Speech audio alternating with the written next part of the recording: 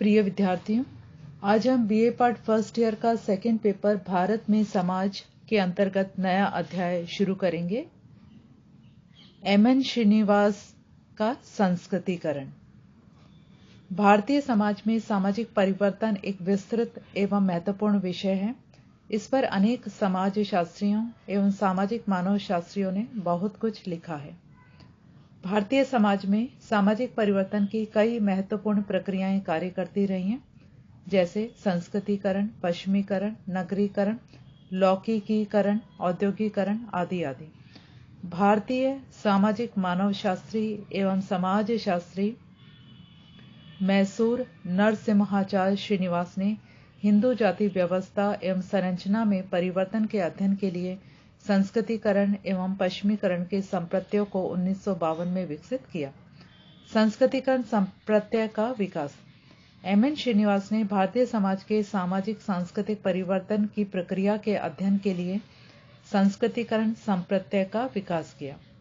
इन्होंने दक्षिण भारत में मैसूर के कुर्ग लोगों का अध्ययन करते समय पाया कि निम्न जातियों के समूहों ने ब्राह्मणों की प्रथाओं, कर्मकांडों, जीवन पद्धतियों, भोजन संबंधी शाकाहारी आदतों, वेशभूषा आदि का अनुकरण करके जाति संस्तरण में एक दो पीढ़ियों में उच्च स्थिति प्राप्त करने का प्रयास किया।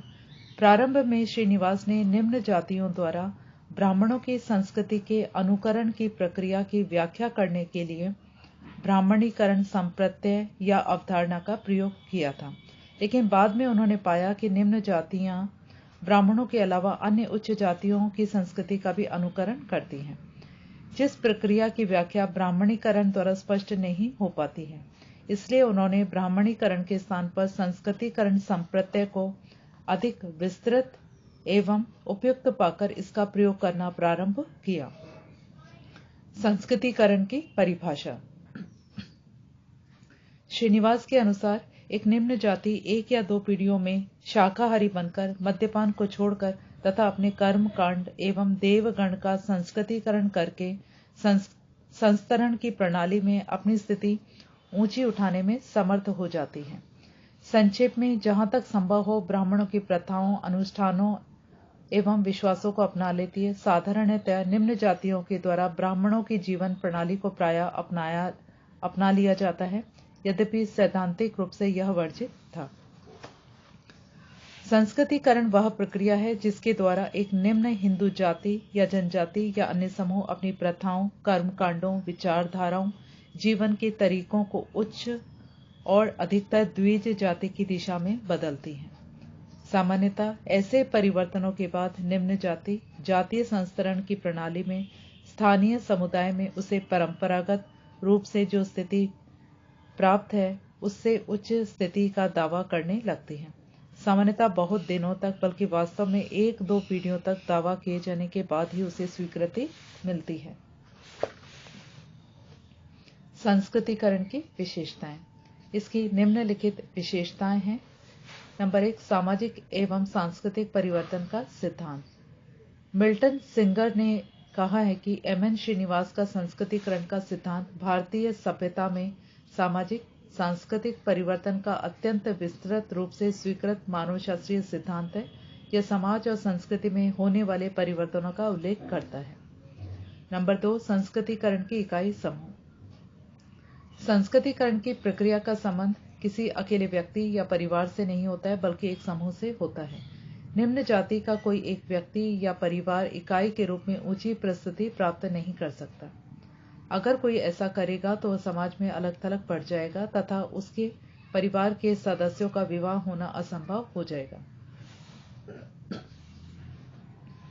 श्रीनिवास ने संस्कृतिकरण की इकाई जाति, जनजाति या अन्य समूह बताई है, जो निम्नलिखित है। निम्न जातियों से संबंधित। संस्कृतिकरण की प्रक्रिया में निम्न जातियों, उच्च प्रभु अथवा द्विज जातियों, ब्राह्मण, क्षत्रिय, वैश्य, शूद्र की संस्कृति को अपनाकर या अनुकरण करके जाति संरचना में ऊंचा स्थान प्राप्त करने का प्रयास करती है। नंबर 4, जनजातियों से संबंधित। संस्कृतिकरण की प्रक्रिया जनजातियों तथा अर्ध जनजातियों समूहों में भी देखी जा सकती है, जैसे पश्चिमी भारत के भीलों, मध्य भारत के गोंडों और ओरावो एवं हिमालय के पहाड़ी लोगों में। नंबर 5, पदमूलक परिवर्तन। संस्कृतिकरण की प्रक्रिया के द्वारा जाति अपने आसपास की जातियों से ऊपर उठ जाती है और दूसरी नीचे आ जाती है। इसमें संरचनात्मक परिवर्तन नहीं होता है, व्यवस्था यथावत बनी रहती है, उसमें भी कोई परिवर्तन नहीं होता है, ढांचा वैसे के वैसे ही बना रहता है, उसमें परिवर्तन की प्रक्रिया नहीं होती है। नंबर 6, द्विमार्गी प्रक्रिया। संस्कृतिकरण द्विमार्गी प्रक्रिया है। निम्न जाति जहां उच्च जाति से बहुत कुछ प्राप्त करती है, वहीं दूसरी ओर निम्न जाति भी कुछ न कुछ उच्च जाति को देती भी है। संपूर्ण भारत के हिंदुओं के देवताओं के अतिरिक्त ब्राह्मण स्थानीय देवी देवताओं की पूजा करते भी देखे गए हैं। ऐसा विशेष रूप से उस समय देखने को मिलता है जब महामारी से रक्षा की बात आती है, अथवा पशुधन, बच्चों की रक्षा तथा अनाज के संरक्षण का प्रश्न उठता है। उदाहरण, कभी कभी ब्राह्मण अपने किसी गैर ब्राह्मण मित्र के द्वारा रक्त बलि भी करवाते हैं। नंबर 7, विचारधारा ग्रहिता प्रक्रिया। योगेंद्र सिंह के अनुसार संस्कृतिकरण की प्रक्रिया की एक विशेषता विचारधारा ग्रहण करने की है। इस प्रक्रिया में निम्न जाति उच्च जाति की विचारधारा का अनुकरण करती है। निम्न जाति उच्च जाति के धर्म, कर्म, पाप, पुण्य, मोक्ष, मोह, माया, पुनर्जन्म आदि का अनुकरण करती है, जो जातीय समूह अपना संस्कृतिकरण करता है। 8, अग्रिम समाजीकरण। योगेंद्र सिंह के अनुसार संस्कृतिकरण की एक विशेषता इसकी अग्रिम समाजीकरण की इकाई है। इस प्रक्रिया में निम्न जाति इस आशा में उच्च जाति की संस्कृति को सीखती है कि भविष्य में वह उस उच्च जाति की सदस्यता प्राप्त कर लेगी। इस प्रकार से संस्कृतिकरण अग्रिम समाजीकरण जैसी प्रक्रिया ही तो है। नंबर 9, संस्कृतिकरण के अनेक प्रतिमान। संस्कृतिकरण के प्रतिमान 1 या 2 नहीं होते, 4 नहीं होते, कम से कम 3 तो होते ही हैं। वर्ण व्यवस्था में 4 वर्ण हैं, ब्राह्मण, क्षत्रिय, वैश्य, शूद्र। प्रथम 3 द्विज कहलाते हैं। निम्न जाति विभिन्न उच्च वर्णों, जातियों, प्रभु जातियों के भिन्न भिन्न सांस्कृतिक विशेषताओं या आदर्शों को ग्रहण कर सकती हैं। नंबर 10, पुरातन प्रक्रिया। संस्कृतिकरण की एक प्रमुख विशेषता यह है कि यह प्रक्रिया भारतवर्ष में प्राचीन काल से चली आ रही है। भारतीय समाज के इतिहास में अनेक उदाहरण ऐसे देखे जा सकते हैं जिसमें निम्न जातियों ने उच्च वर्णों, प्रभु जातियों का अनुकरण करके ऊपर उठने का प्रयास किया है। नंबर 11, निम्न जातियों की महत्वाकांक्षा। संस्कृतिकरण की प्रक्रिया से यह स्पष्ट हो जाता है कि निम्न जातियों में ऊपर उठने की महत्वाकांक्षा है। वे ही निम्न जातियों उच्च जातियों की संस्कृति, जीवन की विधि, प्रथाओं आदि का अनुकरण करती हैं, जिनमें ऊपर उठने, उच्च पद प्राप्त करने की महत्वाकांक्षा होती है। नंबर 12, उच्च जाति से संबंध। जो निम्न जाति संस्कृतिकरण के द्वारा सामाजिक पद को ऊंचा करना चाहती है, उनके लिए आवश्यक है कि वह 2-3 पीढ़ियों पहले से किसी उच्च जाति के साथ अपने को जोड़े, उसकी संस्कृति का अनुकरण करे, तभी उसका संस्कृतिकरण हो पाता है। नंबर 13, प्रबल जाति का अनुकरण। कुछ समय पहले तक निम्न जातियां ब्राह्मणों का अनुकरण किया करते थे, परंतु अब स्थानीय प्रबल जाति का अनुकरण किया जाने लगा है। ये उच्च जातियां क्षत्रिय, वैश्य या कोई और गैर ब्राह्मण जाति हो सकती है। नंबर 14, संस्कार, राजनीतिक और आर्थिक शक्तियों का महत्व। संस्कृतिकरण की प्रक्रिया में संस्कार, पर्व, राजनीतिक तथा आर्थिक शक्ति के लक्षण विशेष महत्वपूर्ण होते हैं। एक लक्षण में सत्ता प्राप्त हो जाने पर अन्य दोनों क्षेत्रों में सत्ता प्राप्त हो भी सकती है अथवा नहीं भी। श्रीनिवास की मान्यता है कि इन तीनों लक्षणों में भिन्न भिन्न असंगतियां भी मिल सकती है। आर्थिक उन्नति के साथ संस्कृतिकरण हो जाए जरूरी नहीं। ऐसा भी देखा गया है कि किसी समूह ने राजनीतिक सत्ता प्राप्त करने के कारण आर्थिक उन्नति कर ली और उस समूह का संस्कृतिकरण भी हो गया। श्रीनिवास ने मैसूर के गांव में ऐसा भी पाया कि वहां के एक गांव रामपुरा के अस्पृश्य जाति का अत्यधिक संस्कृतिकरण हो गया, लेकिन उनकी आर्थिक स्थिति पहले जैसी ही थी। संस्कृतिकरण के स्रोत एवं प्रोत्साहन के कारक। संस्कृतिकरण के निम्नलिखित स्रोत एवं प्रोत्साहन के कारक हैं। नंबर 1, धार्मिक कारक। श्रीनिवास की मान्यता है कि संस्कृतिकरण की प्रक्रिया को धार्मिक कारकों, कर्मकांड, ब्राह्मणों के संस्कार, तीर्थ स्थानों, मंदिरों आदि ने विशेष रूप से प्रोत्साहित किया है। महानगरों एवं नगरों, मंदिरों तथा तीर्थ स्थानों पर भजन मंडलियों, रासलीलाओं, हरिकथा आदि ने जन समुदाय में धार्मिक एवं सांस्कृतिक विचारों तथा विश्वासों का प्रचार और प्रसार किया। ये स्थान संस्कृतिकरण के उत्तम स्रोत के रूप में सहायक बने। इसी प्रकार संस्कृत पाठशालाओं, महाविद्यालयों धार्मिक संगठनों, पत्र पत्रिकाओं तथा छापेखानों ने भी संस्कृतिकरण के प्रसार में उल्लेखनीय योगदान दिया है। नंबर 2, सामाजिक सुधार आंदोलन। आर्य समाज, प्रार्थना समाज, गांधी जी के द्वारा हरिजनों के लिए किए गए सुधार आंदोलनों ने संस्कृतिकरण की प्रक्रिया को तेज किया। निम्न जातियों की परिस्थिति को ऊंचा उठाने के लिए देश के विभिन्न भागों में समय समय पर किए गए प्रयासों का प्रभाव संस्कृतिकरण पर विशेष रूप से पड़ा है। इन आंदोलनों ने निम्न जातियों में जागृति पैदा की। इन जातियों ने उच्च जातियों की संस्कृति का अनुकरण करना प्रारंभ किया और अपनी स्थिति को ऊंचा उठाया। नंबर 3, राजनीतिक कारक। संस्कृतिकरण को संभव बनाने वाले राजनीतिक कारक हैं राजनीतिक व्यवस्था, जाति की राजनीतिक शक्ति, राजा या शासक की जाति, कानून, नवीन संविधान आदि। इतिहास इस बात का साक्षी है कि क्षत्रिय वर्ण ऐसा रहा है जिसमें अन्य वर्ण या समूह हमेशा सम्मिलित होते रहे हैं। जो भी निम्न समूह राजा अथवा शासक के निकट आ जाता था वह राजनीतिक शक्ति प्राप्त कर लेता था। वह निम्न समूह क्षत्रिय संस्कृति का अनुकरण कर लेता तथा कुछ पीढ़ियों में क्षत्रिय बन जाता था। चारण या भाट भी ऐसे समूह हैं जो स्वयं को क्षत्रिय बनाने में सहायक हुए। ये समूह अपने को क्षत्रिय वंशावली से जोड़ लेते थे।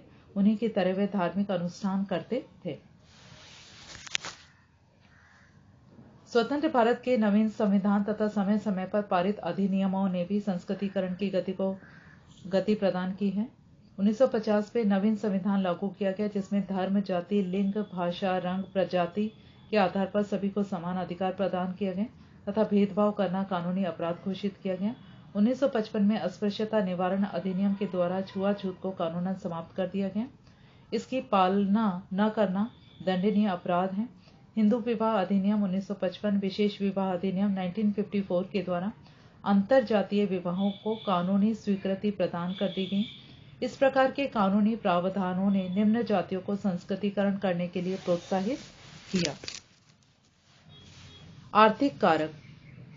जाति प्रथा के जन्मजात व्यवसायों के प्रतिबंधों में परिवर्तन आया है। इसमें अनेक निम्न जातियों ने अपने अस्पृश्य पेशों को त्याग कर पवित्र व्यवसायों को अपनाया है। अन्य निम्न जातियों ने भी अधिक लाभ वाले व्यवसायों का चयन करके अपनी आर्थिक स्थिति को उच्च जातियों के समान उन्नत किया है।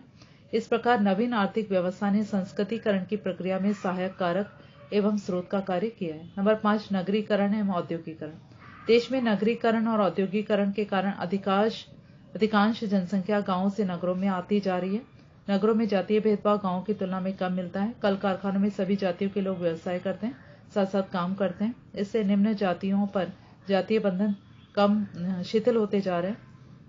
संस्कार आदि उच्च जातियों के ग्रहण कर लेते हैं, शाकाहारी हो जाते हैं। इस प्रकार से नगरीकरण एवं औद्योगिकरण ने संस्कृतिकरण की प्रक्रिया में सहायक कारकों का कार्य किया है और कर रहे हैं। आधुनिक शिक्षा। भारत में सभी को शिक्षित करने के प्रयास किए जा रहे हैं। गांवों नगरों में पाठशाला, विश्वविद्यालय खोले जा रहे हैं। प्रौढ़ शिक्षा कार्यक्रम चलाए जा रहे हैं। निम्न जातियों में शिक्षा के प्रसार के प्रभाव से उनमें जागृति आ रही है। ये लोग भी उच्च जातियों के जीवन के तरीकों, व्यवसाय, खान पान, वेशभूषा आदि अपनाकर उच्च जातियों में घुल मिल रहे हैं। इस प्रकार शिक्षा निम्न जातियों का संस्कृतिकरण कर रही है। नेक्स्ट पॉइंट, संचार एवं यातायात के साधन। देश के विभिन्न क्षेत्रों में निम्न जातियों की सामाजिक एवं सांस्कृतिक स्थिति को सुधारने में संचार यातायात के साधनों ने महत्वपूर्ण भूमिका निभाई है। संचार एवं यातायात के साधनों के विकास से देश के विभिन्न क्षेत्र, जातियां, सांस्कृतिक समूह परस्पर निकट से निकटतम आते जा रहे हैं। लघु एवं दीर्घ परंपराओं, उच्च जातियों तथा निम्न जातियों, ग्राम तथा नगर की संस्कृतियों में आदान प्रदान की प्रक्रिया में तेजी आई है। इसमें निम्न जातियों को उच्च जातियों के जीवन के तरीके, व्यवसाय, वेशभूषा, धार्मिक संस्कार आदि का अनुकरण करने के अवसरों में वृद्धि हुई है। धन्यवाद।